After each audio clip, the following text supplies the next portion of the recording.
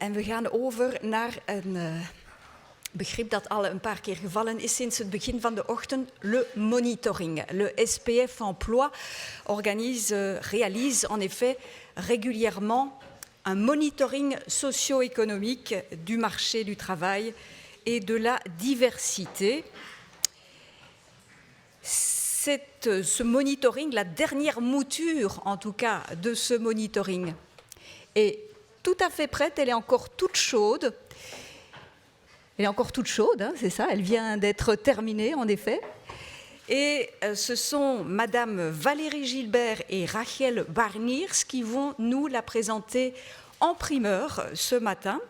Ensuite, c'est Monsieur Tom Bevers qui tirera les principaux enseignements de ce nouveau monitoring. Voilà, tout le monde est en place. Je pense qu'on peut leur céder la parole, ou en tout cas, tout à fait, pas tout à fait. Voilà, je vous en prie, donc, pour me présenter ce tout nouveau monitoring du SPF Emploi.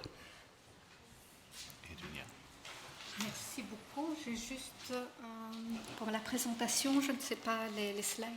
Ah, ok. Alors, on a pu voir qu'en Belgique, l'origine d'une personne constitue toujours un obstacle sur le marché du travail.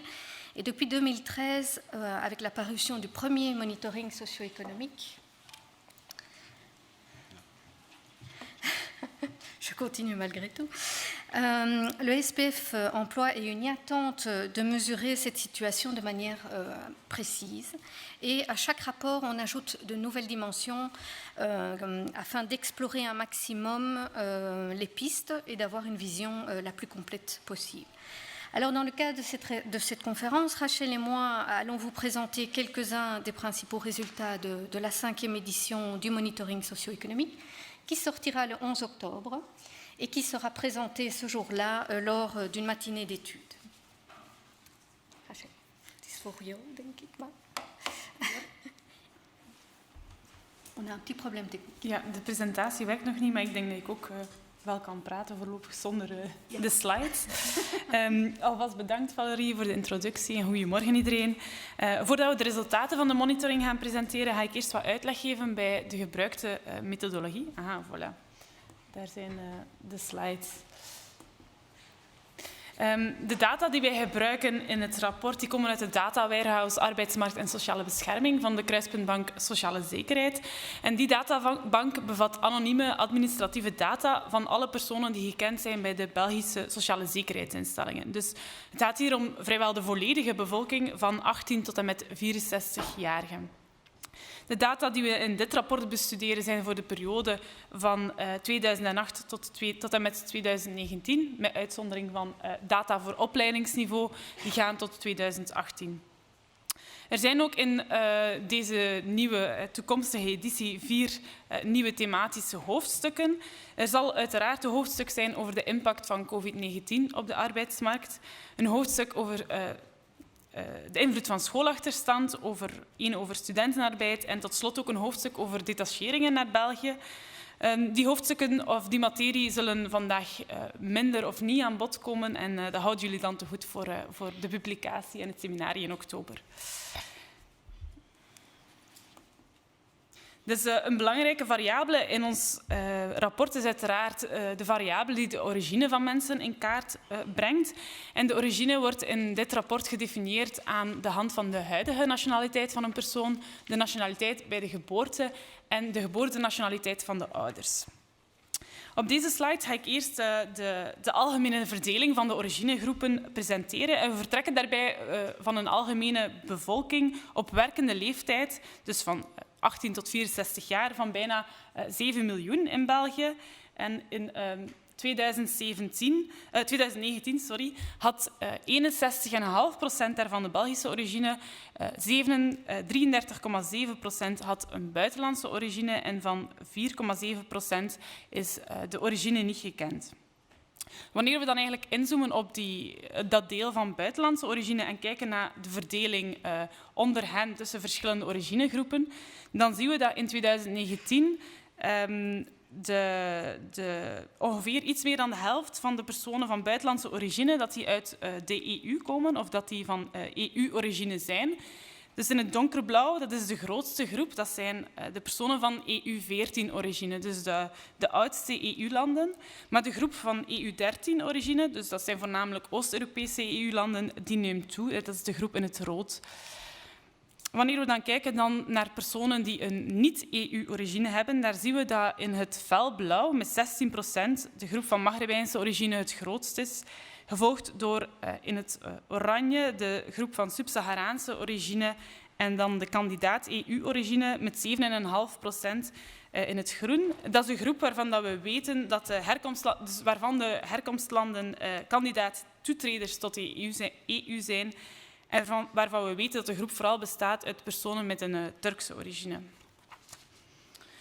Wanneer we dan kijken naar diezelfde verdeling, maar volgens gewest, dus bovenaan hebben we Brussel, daarna de Duitsstalige gemeenschap Wallonië en Vlaanderen, dan zien we dat in alle 4 de entiteiten nog steeds in het donkerblauw de groep met personen uit EU14-origine de grootste groep is. En de tweede grootste groep in Vlaanderen, Brussel en Wallonië zijn de personen van Maghrebijnse origine, terwijl dat in de Duitsstalige gemeenschap de personen met een origine in een ander Europees land de tweede grootste groep vormen. Alors, les données du monitoring permettent également d'appréhender le niveau de diplôme et le domaine d'études. Et ce slide reprend le niveau de diplôme selon l'origine pour les 20-64 ans. Alors, on peut voir qu'en 2018, 23,6% des personnes de 20 à 64 ans possédaient au maximum un diplôme de l'enseignement secondaire inférieur. 35,2% possédaient un diplôme de l'enseignement secondaire supérieur et 31,8% possédaient un diplôme de l'enseignement supérieur. Et pour 9,4% de la population, nous ne disposons pas du niveau de diplôme, il reste inconnu. Et quelle que soit l'origine étrangère, ce diplôme n'est pas connu principalement pour les personnes étrangères inscrites au registre national depuis moins de 5 ans. Alors, les personnes d'origine belge possèdent principalement un diplôme de l'enseignement secondaire supérieur, mais cette part est relativement proche de celle de ceux possédant un diplôme de l'enseignement supérieur. Les personnes étrangères possèdent principalement au maximum un diplôme de l'enseignement secondaire inférieur. Et cependant, on voit que quelques origines se distinguent, notamment les personnes d'origine UE15 qui possèdent principalement un diplôme de l'enseignement secondaire supérieur et les personnes originaires d'Océanie, Extrême-Orient ainsi que les personnes originaires d'Amérique du Nord qui possèdent principalement un diplôme de l'enseignement supérieur. Alors sur ce graphique, on retrouve l'écart de taux d'emploi entre les personnes d'origine belge et les personnes d'origine étrangère. Alors, avec un taux d'emploi de 76,3%, ce sont les personnes d'origine belge qui ont le taux d'emploi le plus élevé. Et on voit que le taux d'emploi le plus faible s'observe pour les personnes originaires du Proche et Moyen-Orient, puisque l'écart de taux d'emploi est le plus important pour ce groupe, avec un écart de presque 40%, de points de pourcent, et ce malgré une augmentation du taux d'emploi qu'on a pu observer entre 2016 et 2019. Alors, il faut cependant mentionner que pour ce groupe d'origine, la proportion d'immigrants récents a fortement augmenté entre 2008 et 2019, qui est passée de 28 à 55%. Il s'agit donc d'un groupe qui doit faire face à des obstacles spécifiques, tels que la connaissance d'une langue nationale ou encore un diplôme non reconnu. Alors, cette partie de graphique nous indique l'écart de taux de chômage entre les personnes d'origine belge et les personnes d'origine étrangère. Alors, le taux de chômage pour les personnes d'origine belge est le plus faible, avec 3,6%, et l'écart de taux de chômage par rapport aux personnes d'origine belge est le plus important en 2019 pour les personnes originaires du Maghreb et celles originaires d'Afrique subsaharienne. Alors, quelle que soit l'origine, le taux d'emploi des hommes est supérieur au taux d'emploi des femmes. Alors, les taux d'emploi ont augmenté entre 2017 et 2019, et ce, tant pour les hommes et pour les femmes que pour l'ensemble des origines. Alors, la diminution de l'écart de taux d'emploi qu'on a pu observer jusqu'en 2016 semble s'être arrêtée ces dernières années. Alors, l'écart de taux d'emploi reste particulièrement élevé pour les personnes originaires d'un pays candidat à l'UE, originaires du Maghreb et originaires du Proche et Moyen-Orient, et on observe un écart de taux d'emploi entre les hommes et les femmes pour ces groupes de plus de 20 points de pourcent. Alors, en termes d'inactivité, on a pu constater une diminution du taux d'inactivité entre 2017 et 2019 pour toutes les origines. Et il est, tout comme nous l'avions déjà observé dans les rapports précédents, le plus faible pour les personnes originaires de Belgique, avec un taux de 17,6%, et il est le plus élevé pour les personnes originaires du Proche et Moyen-Orient, avec un taux de 50,6%, ce qui n'est pas étonnant au regard de leur faible taux d'emploi. Alors, quelques autres origines présentent également des taux d'inactivité très élevés, comme les personnes originaires d'un pays candidat à l'UE, originaires du Maghreb, originaires d'un autre pays européen, d'Océanie Extrême-Orient et d'un autre pays d'Asie. Alors, quand on regarde la répartition des inactifs par type d'inactivité, on peut voir qu'en moyenne, ils se répartissent entre les différents types d'inactivité suivants. 18,7% des 25-64 ans se retrouvent en incapacité de travail. 16,4% sont à la pension. 5,9% relèvent du revenu d'intégration. 4,6% relèvent des allocations pour personnes handicapées. Et 47,2% relèvent de la catégorie autre. Alors, il faut savoir que cette catégorie est composée en fait de personnes qui ne sont pas identifiées comme ayant un travail rémunéré ou qui ne sont pas inscrits comme demandeurs d'emploi, mais qui ne disposent pas non plus d'un statut donnant accès à une allocation ou au revenu d'intégration. Alors, depuis 2016, on a constaté une augmentation de la part des bénéficiaires du revenu d'intégration, mais relativement modérée. On a également connu une augmentation de la part de la catégorie autre, qui a continué à diminuer. On a également observé une diminution de la part des prépensions et une augmentation de la part des pensions. Mais ce qui est le plus frappant, c'est surtout l'augmentation de l'incapacité de travail, passant de 15,9% en 2016 à 18,7% en 2019. Alors, cette augmentation s'observe essentiellement pour les personnes d'origine belge, mais également pour les personnes originaires d'un pays candidat à l'UE, avec des parts de 27,1% et 22,7%. Et ce sont en fait les deux groupes d'origine pour lesquels on observe la plus grande proportion de plus de 55 ans. Merci. Zoals dus reeds duidelijk werd uit de presentatie van Valerie, tonen de grote indicatoren in het rapport eigenlijk aan dat personen van buitenlandse origine minder makkelijk een plaats vinden op de arbeidsmarkt. Maar we hebben in het rapport ook een aantal indicatoren die een beeld geven van de kenmerken en van de kwaliteit van het werk. En we hebben bijvoorbeeld cijfers over de loonklassen. En daaruit blijkt dat personen van Belgische origine sterkst oververtegenwoordigd zijn bij de hoogste loonklassen. In de tabel op de slide zie je enerzijds bovenaan de oververtegenwoordiging in de lage lonen en onderaan de ondervertegenwoordiging in de hoge lonen. En als we daar dan naar kijken, dan valt op dat vooral de groep met andere Aziatische origine, dat zij het sterkst vertegenwoordigd zijn in de lage salarissen en het zwakst in de hoge salarissen. En dus de slechtste positie hebben op dat vlak. En daarnaast zien we ook een recente verslechtering van groepen met origine in het nabije Midden-Oosten en de EU13.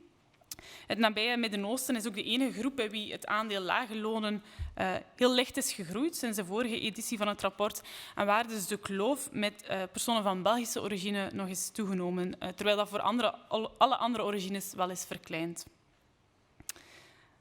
Als we dan gaan inzoomen enkel op de lage salarissen op deze grafiek en gaan bekijken naar gelang opleidingsniveau, hier zien we dus helemaal links kortgeschoolden, middengeschoolden en dan rechts de langgeschoolden. En we zien de aandelen van lage salarissen. En dan wordt het heel snel duidelijk, of wat valt op, dat personen die langer studeren, of dat langer studeren voor iedereen loont. In dit geval letterlijk dan, hoe hoger opgeleid, hoe lager de aandelen in de lage lonen. Dus werkenden met een diploma hoger onderwijs rechts van alle origines hebben kleinere aandelen lage lonen dan de andere opleidingsniveaus. Maar we zien ook dat binnen elk opleidingsniveau telkens de personen van Belgische origine in het donkerblauw, het balkje in het donkerblauw, dat zij de laagste aandelen lage lonen hebben. En als we dan kijken heel specifiek rechts naar personen met een diploma hoger onderwijs, is het aandeel in de lage lonen van personen van Belgische origine minder dan 10%, terwijl dat bijvoorbeeld voor personen met een andere Aziatische origine of een andere Europese origine rond het 40% schommelt. Dus hieruit blijkt dat ook bij een gelijk opleidingsniveau er loonverschillen blijven bestaan tussen origines. We hebben in het rapport ook een aantal andere arbeidsmarktindicatoren kunnen analyseren volgens opleidingsniveau. En op deze grafiek zien jullie de werkzaamheidsgraad, opnieuw volgens origine, maar ook volgens opleidingsniveau. En het eerste wat opvalt is dat afgestudeerden van het hoger onderwijs, dat zijn de grijze balkjes, dat zij voor alle origines een hogere werkzaamheidsgraad hebben. Ik heb het hier aangeduid in het roze voor het totaal, maar het geldt dus eigenlijk voor alle origines. En die constatering komt eigenlijk doorheen het hele rapport. Voor alle indicatoren, langgeschoolden die hebben telkens een betere positie op de arbeidsmarkt dan middengeschoolden, die dan weer een betere positie hebben dan kortgeschoolden. Nu, opvallend in deze grafiek is dat de werkzaamheidsgraad van mensen van buitenlandse origine met een diploma hoger onderwijs, dus de grijze balken, dat die nog steeds lager liggen dan de werkzaamheidsgraad van mensen van Belgische origine. Voor mensen van Belgische origine met een diploma hoger onderwijs is de werkzaamheidsgraad 86%, terwijl dat voor personen van buitenlandse origine varieert van 75 tot 57%. De kloof tegenover personen van Belgische origine is voor alle origines wel kleiner geworden voor elk opleidingsniveau. Maar opvallend is dat de kloof wel het grootst is onder personen met een diploma hoger onderwijs.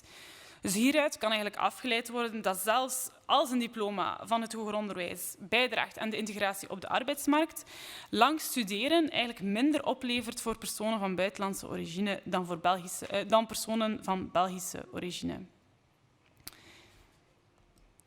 Op deze slide zoomen we dan in op de werkzaamheidsgraad van langgeschoolden. En dan zien we opnieuw dat langer studeren niet voor iedereen dezelfde toegevoegde waarde heeft. We zien opmerkelijke verschillen tussen de originegroepen. Ook al zien we opnieuw dat langer studeren voor iedereen gemiddeld genomen samengaat met een hogere werkzaamheidsgraad, is dat niet in alle gevallen zo. We zien dus voor bepaalde originegroepen dat de masters in het oranje dat die een lagere werkzaamheidsgraad hebben dan de bachelors in het blauw. En dat geldt bijvoorbeeld voor EU14, EU13, kandidaat EU, Oceanië, Verre Oosten en Zuid-Centraal-Amerika.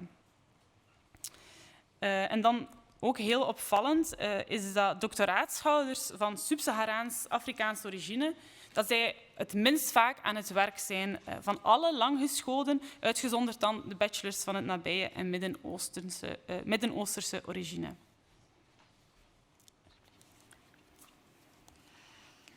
Alors, si l'emploi total a connu une croissance pour toutes les origines entre 2011 et 2018, ce constat ne s'observe pas pour tous les secteurs. Les secteurs de l'administration publique et de l'industrie ont les diminutions les plus importantes de l'emploi entre 2011 et 2018. Et ce sont principalement les salariés d'origine belge qui ont quitté ces deux secteurs. Mais il y a surtout une grande différence selon le niveau de diplôme. Alors ce slide reprend l'évolution de l'emploi par secteur, par niveau de diplôme. Et pour des raisons de lisibilité, nous n'avons repris sur ce slide que les niveaux de diplôme faibles et élevés. Alors on peut voir au cours de la période 2011-2018 qu'il y a eu destruction d'emplois pour les personnes disposant au maximum d'un diplôme de l'enseignement secondaire inférieur, alors qu'il y a eu création d'emplois pour les autres niveaux de diplôme, et ce pour toutes les origines. Alors pour les diplômés au maximum du secondaire inférieur, il n'y a une diminution de l'emploi quasiment que pour les Belges d'origine dans tous les secteurs, alors que pour les autres origines, le nombre d'emplois occupés a augmenté, mais dans une bien moindre mesure que pour les diplômés du secondaire supérieur et de l'enseignement supérieur. Alors si on se concentre sur les personnes titulaires d'un master, on peut de nouveau constater qu'un même domaine d'études n'offre pas les mêmes possibilités sur le marché du travail. Alors l'écart de taux d'emploi entre les personnes d'origine belge et les personnes d'origine étrangère reste très important, en particulier dans le domaine de l'éducation, des sciences et des services. Il est possible que les secteurs auxquels mènent ces trois domaines accordent plus de poids aux compétences linguistiques, en particulier dans l'enseignement par exemple, que les autres domaines d'études, ce qui signifie que les nouveaux arrivants rencontrent donc des difficultés supplémentaires à trouver un emploi dans ces secteurs. C'est également dans le domaine de la santé et de la protection sociale que le taux d'emploi est le plus élevé, et ce pour toutes les origines, et que l'écart de taux d'emploi entre les Belges d'origine et les personnes d'origine étrangère y est le plus faible. Alors ce slide reprend pour 5 groupes de secteurs les personnes travaillant dans ces secteurs et ayant un diplôme de l'enseignement supérieur, et ce uniquement pour les personnes d'origine belge et les personnes originaires non européennes. Nous pouvons constater que dans les secteurs généralement moins bien rémunérés, comme l'industrie, le transport et l'enseignement, les personnes d'origine belge possèdent le plus souvent le diplôme dans le domaine spécifique au secteur, tandis que les origines non UE présentent une répartition plus diversifiée entre les différents niveaux de domaine d'études. Dans les secteurs bien rémunérés, comme les activités financières, l'information et communication ou encore les activités immobilières, les personnes d'origine étrangère possèdent le plus souvent le diplôme spécifique, alors que les Belges d'origine sont dans ces secteurs dans des domaines d'études qui n'étaient pas spécialement spécifiques à ces secteurs. Alors il semble donc qu'il existe une sorte d'inadéquation de compétences inverses. Les personnes d'origine belge se retrouvent dans les secteurs à salaire relativement élevé, sans spécialement avoir un diplôme spécifiquement lié au secteur, alors que les personnes d'origine non européenne s'y retrouvent, mais uniquement quand elles disposent de ce diplôme spécifique. Vervolgens bekijken we nog op deze slide de aandelen deeltijdswerkenden volgens origine en geslacht. En we zien dan bij alle origines dat er verschillen zijn dat de verschillen tussen mannen en vrouwen erg groot zijn, ondanks een zeer lichte stijging van het aandeel deeltijdswerk bij mannen. De genderkloof in deeltijdswerk die is het kleinst bij de origines Oceanië, Verre Oosten en Noord-Amerikanen, aangezien vrouwen met die origines minder vaak deeltijds werken.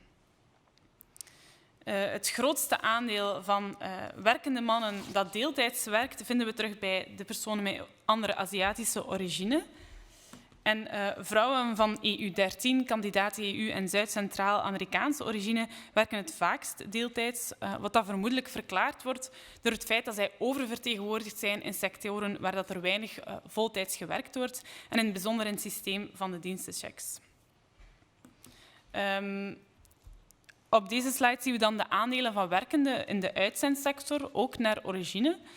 Het uitzendwerk dat is een sector die sterk gegroeid is sinds de eerste editie van dit rapport en dat geldt ook voor het aandeel van de loontrekkenden dat er te werk gesteld is.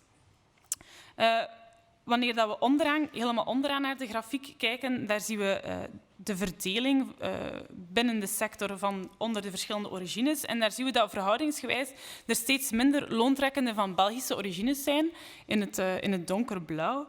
En dat zowel voor mannen als vrouwen. En we zien, als we kijken naar de grafiek bovenaan en we kijken naar per origine het aandeel van werkenden in de uitzendsector, we zien dat werkenden van Sub-Saharaans Afrikaanse origine het hoogste aandeel uitzendkrachten hebben, namelijk 11,7%, gevolgd door origines nabije Midden-Oosten en kandidaat EU. En bij alle origines kunnen we ook zien dat mannen grotere aandelen uitzendarbeiders hebben dan vrouwen. Alors, les slides précédents nous ont montré que la situation sur le marché du travail des personnes d'origine étrangère restait vulnérable, et ce même avant que la crise du Covid n'éclate. Le risque est donc élevé que l'impact de cette crise sur ce groupe, comme sur d'autres groupes vulnérables, les femmes, les jeunes, les peu éduqués, soit donc disproportionné. Alors pour ce rapport, nous ne disposons pas de données complètes pour 2020, mais nous avons malgré tout pu établir de premiers constats. Alors, nous savons que les personnes d'origine non européenne sont surreprésentées dans la construction, l'ORECA, le commerce des détails et les services de soutien. Or, ce sont justement ces secteurs-là qui ont dû diminuer ou interrompre leurs services plus fréquemment et pendant des périodes beaucoup plus longues pendant la crise. Alors, au sein même de ces secteurs, de grandes différences existent aussi entre les origines. Ainsi, dans le secteur de l'ORECA, par exemple, nous pouvons voir que pour le personnel d'origine belge, la part de ceux qui étaient au chômage temporaire n'était que de 41,5% au deuxième trimestre 2020, alors que pour les personnes d'origine non UE, cette part s'élevait à 55,6%. Alors la part, la part de chômage temporaire est légèrement inférieure pour les travailleurs d'origine étrangère, uniquement dans les secteurs information et communication, qui est le secteur J, et immobilier, qui est le secteur L.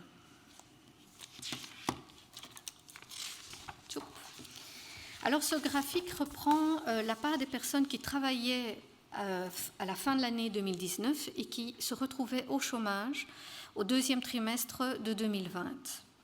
Alors, on peut constater que les personnes d'origine belge se retrouvent moins souvent au chômage que les personnes d'origine étrangère.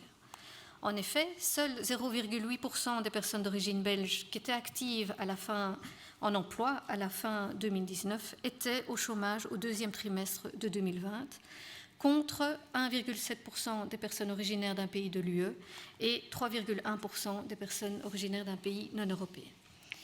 Alors on peut voir également que les diplômés de l'enseignement supérieur se sont moins souvent retrouvés au chômage que les peu diplômés et également que la proportion des personnes appartenant aux 3 déciles salariaux les plus importants se retrouvait également moins souvent au chômage.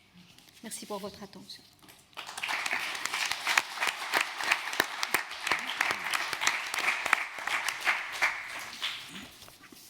Zoals we ook bij de vorige 4 uitgaven gedaan hebben, hebben we ook aan deze 5e monitoring conclusies verbonden.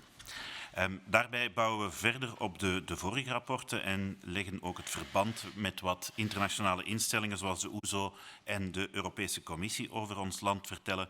Bijvoorbeeld in het kader van de Economic Survey van de OESO, die ook vandaag hier in Brussel wordt voorgesteld. We kijken in de mate van het mogelijk ook naar academisch onderzoek en in dit geval bijvoorbeeld naar wat in het kader van het project IMILab met financiering van BELSPO, Federaal Wetenschapsbeleid, werd gerealiseerd en dat 2 weken geleden op een conferentie, toevallig ook hier trouwens, werd toegelicht. Daarbij geldt de opmerking dat de cijfers zijn wat ze zijn, maar dat u ze uiteraard ook kan gebruiken om zelf een analyse te maken en er conclusies uit te trekken, andere of dezelfde dan degene die wij voorstellen.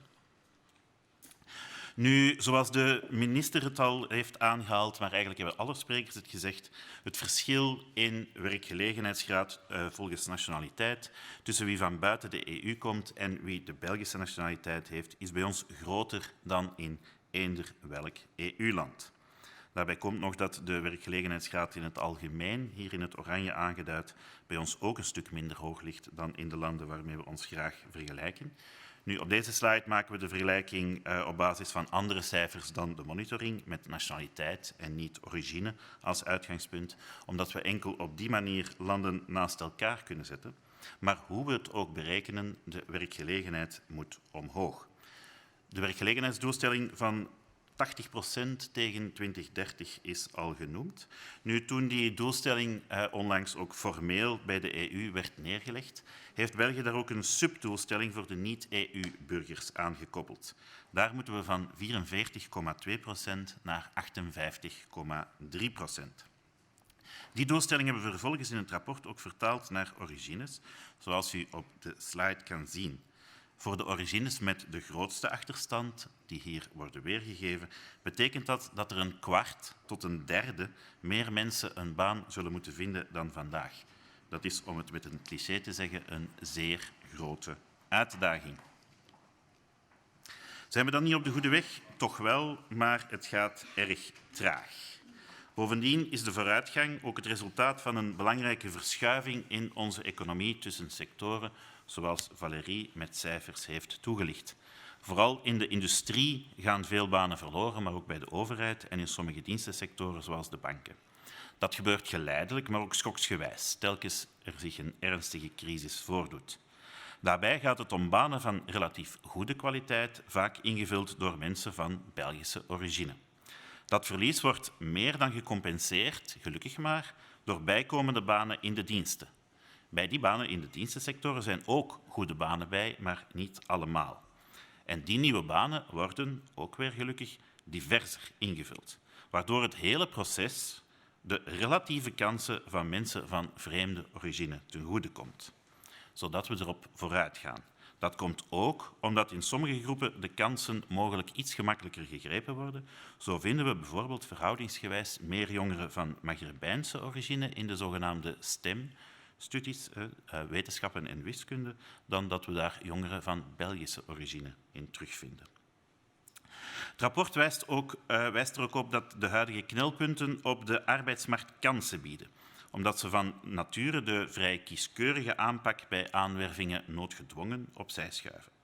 Zoals bekend hebben we een van de sterkste mismatches op de arbeidsmarkt in de EU. Veel openstaande vacatures en toch relatief veel werkzoekenden. En dat is dus eigenlijk goed nieuws voor mensen van vreemde origine, van wie de objectieve en de subjectieve zwakke punten plots minder zwaar gaan wegen. Maar desalniettemin is de weg erg lang, de heropleving is kwetsbaar en met name omwille van de Russische invasie in Oekraïne moeten we natuurlijk ook rekening mee houden dat we de heropleving wel eens zouden kunnen zien vertragen. Bovendien, en ook daar is al op gewezen, zijn de nieuwe banen niet allemaal even stabiel of aan even goede arbeidsvoorwaarden als de banen die verloren gingen. Een zeer slechte uitgangspositie en een te langzame vooruitgang, de processie van Echternach, waar de minister naar verwezen heeft. Dat betekent dat er structurele uitdagingen zullen moeten worden aangepakt en wellicht zijn we hier vandaag en morgen vooral daarvoor samengekomen. Onze arbeidsmarkt, het is al gezegd, is relatief sterk gesegmenteerd met goede banen voor de insiders en minder goede banen of geen werk voor de outsiders. Tussen die twee segmenten en overigens ook binnen het betere of het primaire segment is de mobiliteit op onze arbeidsmarkt zeer beperkt. Dat betekent ook dat met name personen van vreemde origine erg moeilijk toegang vinden tot die betere jobs.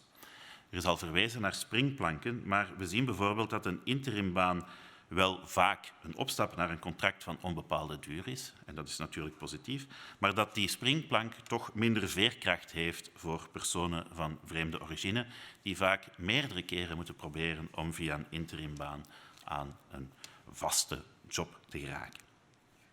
Natuurlijk eindigt de tweedeling op onze arbeidsmarkt niet enkel op origine.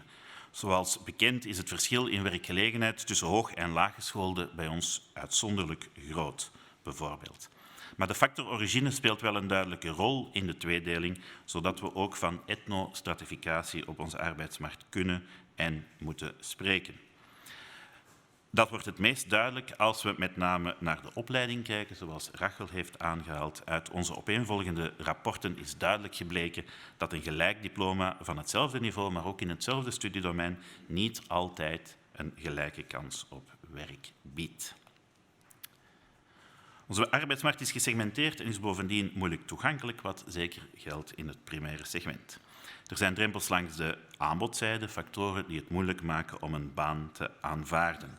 Denk aan moeilijkheden om opvang te vinden voor kinderen of andere zorgbehoevenden, aan transport of aan financiële factoren die samenhangen met onze uitkeringssystemen of met de fiscaliteit, vaak ingewikkelde stelsels waar de ingebouwde financiële prikkels lang niet altijd even duidelijk zijn. Langs de vraagzijde maakt de relatief hoge loonkost in ons land dat de gemiddelde werkgever zich bij een aanwerving eerder kieskeurig zal opstellen. Maar net zoals de kandidaat-werknemer geen volledige informatie heeft over de eventuele nieuwe baan, zal ook de werkgever de kwaliteiten van de werknemer niet volledig kunnen inschatten. Buiten de meer flexibele stelsels en met name ook buiten systemen van onderaanneming en detachering kunnen de eisen daardoor onnodig hoog worden op het vlak van diplomavereisten of taalkennis of flexibiliteit, zoals er straks al is aangehaald in het kader van de voorstelling van de brochure van de NAR. Dat kan ook leiden tot statistische discriminatie, waarbij de vaststelling of het vermoeden dat personen van vreemde origine minder vaak aan de vereiste voorwaarden voldoen, ertoe leidt dat individuele kandidaten minder kansen krijgen. Dat is lang niet de enige vorm van discriminatie op onze arbeidsmarkt, maar die discussie laat ik graag aan Patrick over. Nu, de cruciale rol van opleiding voor de arbeidsmarkt maakt dat we vanzelfsprekend ook niet voorbij kunnen gaan aan het onderwijs. Ongelijkheid begint al in de kinderopvang, ook daar is al op gewezen. En alle opeenvolgende PISA-studies van de OESO tonen aan dat die zich zeer sterk doorzet in ons regulier onderwijs. Omdat we na het onderwijs in ons land te weinig vorming volgen, wordt dat verschil ook nadien niet meer goedgemaakt. Bovendien stelt zich het probleem van de vicieuze cirkel. Wie ziet dat zelfs met een goed diploma de kansen op de arbeidsmarkt ongelijk verdeeld zijn, zal onvermijdelijk minder gemotiveerd op de schoolbanken zitten. Vandaar het belang van zichtbare rolmodellen waar mensen zich aan kunnen spiegelen en ook van sterke netwerken. Ten slotte, maar dat zal deze namiddag ongetwijfeld uitgebreid aan bod komen in de discussie rond gender, speelt ook de interactie met het genderrolmodel mee. Zo zien we dat de genderongelijkheid op de arbeidsmarkt na de geboorte van een kind sterker toeneemt bij niet-EU-originegroepen dan bij personen van Belgische origine, waarbij er ook hier weer sprake kan zijn van een soort vicieuze cirkel. Wie een minder goed diploma heeft en minder kansen op de arbeidsmarkt ziet, zal mogelijk ook sneller beslissen om thuis te blijven voor de kinderen. Tot slot kunnen we natuurlijk niet voorbij aan de rol van arbeidsmigratie in dit verhaal. Uit eerdere rapporten, en er is daar straks ook door de werkgevers op gewezen dat veel mensen naar hier komen met andere motieven dan werk. Nu, uit eerdere rapporten leerden we dat wie naar hier komt met het oog op de arbeidsmarkt, dus met het motief werk, dat hij het ook beter doet op de arbeidsmarkt. Het is een weinig verrassende vaststelling, maar IMILAB-onderzoek heeft er nu op gewezen dat dat effect eigenlijk snel afneemt. Dat na een eerste ervaring, een eerste werkervaring, het minder gemakkelijk blijkt om een tweede of een om duurzaam werk te vinden. Om een tweede ervaring op te doen of om duurzaam werk te vinden. Dat pleit dus duidelijk voor begeleiding, ook van wie al aan de slag is. En ook bijvoorbeeld van mensen, vooral van vreemde origine, die een zelfstandige baan opstarten, die een eigen zaak beginnen.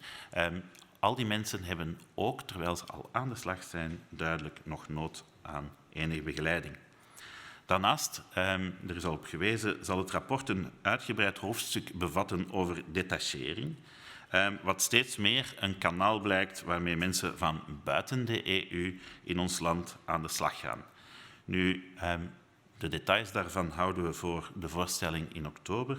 Maar laat ik u meegeven dat detachering een complex verhaal is, dat we niet zomaar mogen verengen, maar dat we wel in dit debat moeten meenemen. En ook dat is voor een van de werkgroepen van deze namiddag.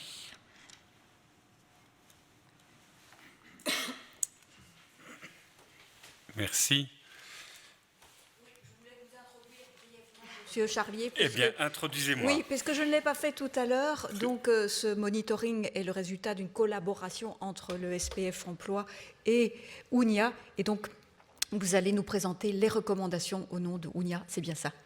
Merci, voilà. Madame Comme ça, c'est Capelle. fait. Et je pense qu'en cette fin de matinée, j'ai un défi, c'est de faire monter le taux d'attention à 80% au moins, puisqu'on a beaucoup parlé de ce taux de 80%, et je vais essayer de relever ce défi dans ce cadre-là. Et donc, effectivement, je pense que quand on voit les résultats de cette 5e édition du monitoring socio-économique, nous devons à la fois être modestes et ambitieux, modeste dans la mesure où le monitoring donne une photographie de la réalité sur le marché de l'emploi, mais ne donne pas nécessairement les causalités, les raisons pour lesquelles on se retrouve dans ces situations-là. Alors, il y a d'autres études, d'autres recherches, et Tom a eu l'occasion de vous les présenter. Et notre expertise à nous, c'est la question de la discrimination, et donc on essaye d'apporter une lumière sur ces résultats-là à travers la question de la discrimination. Et on voit qu'à travers les différentes éditions du monitoring socio-économique, on a des données de plus en plus fines sur le niveau de diplôme, sur les différents domaines, sur les différents secteurs, etc. Et il reste une partie de différence, d'inégalité qui reste inexpliquée, et à nos yeux, c'est quelque chose qui peut relever effectivement de mécanismes discriminatoires et qui illustre à nos yeux ce qu'on peut appeler la discrimination structurelle. Alors, parfois, quand on parle de la discrimination structurelle, nous sommes interpellés en disant « Tiens, mais ce n'est pas quelque chose qui est intentionnel ». On imagine parfois qu'il y a un comité secret de personnes qui sont en train d'organiser la discrimination de manière intentionnelle. La discrimination structurelle, ce n'est pas ça. C'est l'organisation de notre société. La discrimination systémique qui se passe au niveau des secteurs, au niveau des entreprises, ce sont souvent des mécanismes inconscients, non volontaires, mais qui ont tendance à reproduire les inégalités à travers le temps. On le voit dans l'enseignement avec un impact sur l'emploi. Et on le voit dans le cadre de l'emploi. Et donc, il faut adresser ces questions-là par des solutions qui sont également structurelles et pas purement individuelles. Il est important de souligner, on l'a dit, je vais passer assez rapidement sur le fait que lorsqu'on voit les résultats, il faut pouvoir combiner certains critères et qu'il y a une forme effectivement d'intersectionnalité liée à l'origine, liée au genre et en matière d'emploi liée à l'âge également. C'est un facteur d'exclusion et avec cette singularité, c'est que le critère de l'âge dans l'emploi, il y a des mesures qui vont protéger les travailleurs âgés et qui vont en même temps exclure ceux qui ne sont pas à l'emploi, qui vont chercher de l'emploi. Et il y a quelque chose de tout à fait paradoxal, on a rapporté il y a quelques années sur cette réalité-là. L'autre chose qui nous paraît important en matière de discrimination, c'est aussi de se rendre compte que la situation des personnes est différente en fonction de l'origine. On n'est pas discriminé de la même manière lorsqu'on est afrodescendant, lorsqu'on est d'origine asiatique, lorsqu'on est d'origine latino. Et donc, il y a des réalités de discrimination qui s'expriment différemment, notamment sur le marché de l'emploi. Et il faut avoir cette connaissance suffisamment fine. Et c'est ainsi qu'au printemps, nous avons publié un rapport spécifique sur les discriminations à l'égard des afrodescendants pour mettre une lumière sur cette réalité-là. Et d'autres rapports sont peut-être prévus sur d'autres types de réalités. Mais il faut aussi pouvoir traduire ça dans des politiques générales et pas dans des politiques uniquement ciblées et centralisées dans ce cadre-là.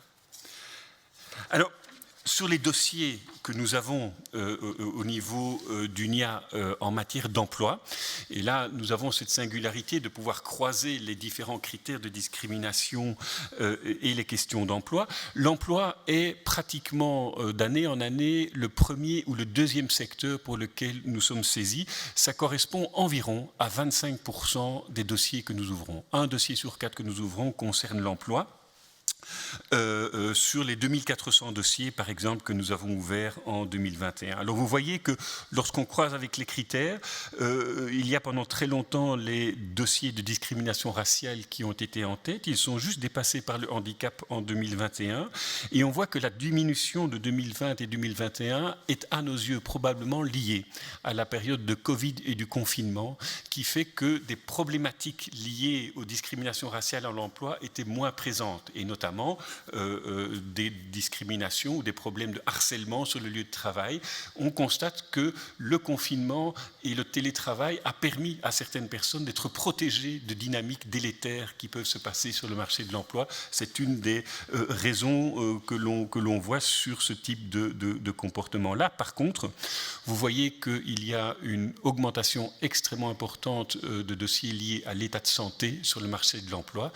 Et ça, c'est tout le contentieux et tous les signalements que nous avons eus avec la mise en place du Covid Safety Kit et de la vaccination. Ça a généré un contentieux important, notamment sur le lieu de l'emploi. Vous voyez aussi qu'un critère important ne se retrouve pas repris, hein, c'est le critère du genre. À l'Institut pour l'égalité des femmes et des hommes, Elisabeth est ici dans la salle, la directrice de l'Institut. J'ai été chercher les chiffres de l'Institut et on voit que pour l'Institut aussi, le secteur de l'emploi est le premier pour lequel ils sont saisis, puisque lorsqu'on comptabilise l'ensemble des informations, des plaintes et des communications, on a 350 items sur 1027, et donc ça fait pratiquement 35% de signalements et de dossiers ouverts à l'Institut sur les questions de genre, protection de la maternité, etc. Et donc c'est une problématique sociale importante en matière de discrimination. Ce qui est aussi quelque chose d'assez singulier, c'est lorsque on voit le type de problématique pour lequel nous sommes saisis sur les différentes phases de l'emploi, hein, le recrutement, le licenciement, l'organisation du travail lui-même, les relations avec les chefs, collègues et clients, et l'accès à la promotion et à la formation. Alors dans la première colonne, vous voyez sur l'ensemble des critères, et vous voyez que sur les critères raciaux, il y a là des singularités qui sont mises en avant. Et vous voyez que, proportionnellement, nous sommes moins saisis de dossiers liés aux discriminations raciales au recrutement. Et ça, une des explications que l'on peut donner, c'est qu'aujourd'hui, et c'est une avancée depuis 20 ans, je pense, moi qui suis dans le secteur, la discrimination raciale, tout le monde sait que c'est quelque chose qui est interdit. Ce n'est pas uniquement moralement sanctionnable, mais aussi juridiquement sanctionnable. Et donc on sait que refuser quelqu'un pour sa couleur de peau, pour son origine, est quelque chose de cette sorte-là, est quelque chose qui n'est pas admissible, c'est quelque chose qui est interdit. Par contre, une discrimination sur base du handicap, refuser quelqu'un pour son handicap, refuser quelqu'un pour l'âge, voire refuser quelqu'un pour ses convictions religieuses, hein, la question du port des signes, est quelque chose qui est parfois plus justifiable, semble plus justifiable, ne l'est pas nécessairement, et donc on voit qu'il y a des refus qui sont plus explicites. Ça ne veut pas dire que la discrimination raciale à l'embauche n'existe plus, mais elle est malheureusement plus cachée, elle est plus insidieuse, elle n'apparaît plus parce qu'on n'assume plus le fait de ne plus engager quelqu'un d'origine étrangère. Par contre, on voit que sur les relations avec les chefs, avec les collègues, avec les clients, il y a là un nombre considérable, proportionnellement plus important de dossiers que l'on ouvre par rapport à la moyenne, puisqu'on est à 41,4% contre 19,2% en moyenne. Et là, on voit que tout ce qui relève des représentations stéréotypées, des préjugés, etc., vient s'appliquer lorsqu'on est sur le lieu de travail et quelqu'un qui est d'origine étrangère va se retrouver face à des formes de harcèlement, à des formes de remarques, à de l'humour, soi-disant de l'humour, hein, mais lorsque l'humour est systématiquement renvoyé vers quelqu'un lié à son origine, on va parler de harcèlement, et ça peut aussi être, sa demande est examinée, c'est une hypothèse ici, ce n'est pas une certitude, ça peut aussi peut-être expliquer le fait que ça touche au bien-être et qu'il y a des personnes qui vont se retrouver en difficulté, se retrouver, soit perdre leur emploi, quitter l'emploi ou être en congé maladie liés à des comportements discriminatoires sur le lieu de travail liés à l'origine. Alors, nos recommandations, nous avons édité récemment une recommandation que nous avons transmise notamment au ministre d'Hermagne, qui est la recommandation 105 sur prévenir les discriminations. On l'a dit en introduction, il vaut mieux prévenir que guérir, mais pour nous, c'est prévenir, c'est pas uniquement mener des politiques de diversité, c'est véritablement prévenir les discriminations. Et l'enjeu qu'il y a pour nous, c'est de pouvoir introduire la question de la lutte contre les discriminations dans les plans de prévention qui existent et qui sont obligatoires liés au marché du travail, prévention liée au bien-être, prévention liée au harcèlement, que ce soit harcèlement moral ou sexuel, prévention liée aussi à la sécurité, etc. À nos yeux, il faudrait intégrer la prévention de la discrimination dans ces politiques globales de prévention et donc aussi donner la possibilité pour l'inspection du travail d'intervenir, soit par des mesures de régularisation si un problème se pose et des possibilités pour l'employeur d'y répondre, soit de dresser des PV dans ce cadre-là. Nous sommes partisans, mais nous ne sommes pas les seuls, je l'ai entendu ce matin, de donner plus d'ampleur aux actions positives. Je pense que c'est quelque chose qui est partagé. Le cadre est là. Malheureusement, il n'est pas suffisamment activé, et l'idée également de pouvoir procéder à des tests de situation et de data mining, et pas uniquement des tests de situation de manière réactive lorsque des problèmes et des signalements sont rapportés, mais également de pouvoir faire des tests de manière proactive sans qu'il y ait de la provocation. Mais pour nous, c'est un mécanisme qui permet justement d'adresser des questions liées aux discriminations structurelles et pas individuelles. On a parlé de notre outil IDIV, outil pour les employeurs et les services de ressources humaines, et nous avons tout récemment mis en place ce qu'on a appelé le monitoring do it yourself, parce qu'à travers les travaux du monitoring, on est régulièrement confronté par des demandes. Tiens, mais comment est-ce que je peux faire dans mon secteur, dans mon entreprise, pour pouvoir mettre en place une politique de diversité, une politique d'inclusion, etc. Et donc pour ça, il faut pouvoir compter, parce qu'alors on peut fixer des objectifs. Et donc on a développé un outil à destination notamment des employeurs publics ou privés, de pouvoir faire soi-même son propre monitoring. Alors soit c'est utiliser des données existantes, soit c'est fonctionner avec de l'autodéclaratif, et on donne des outils pour pouvoir avancer là-dessus. Merci de votre attention.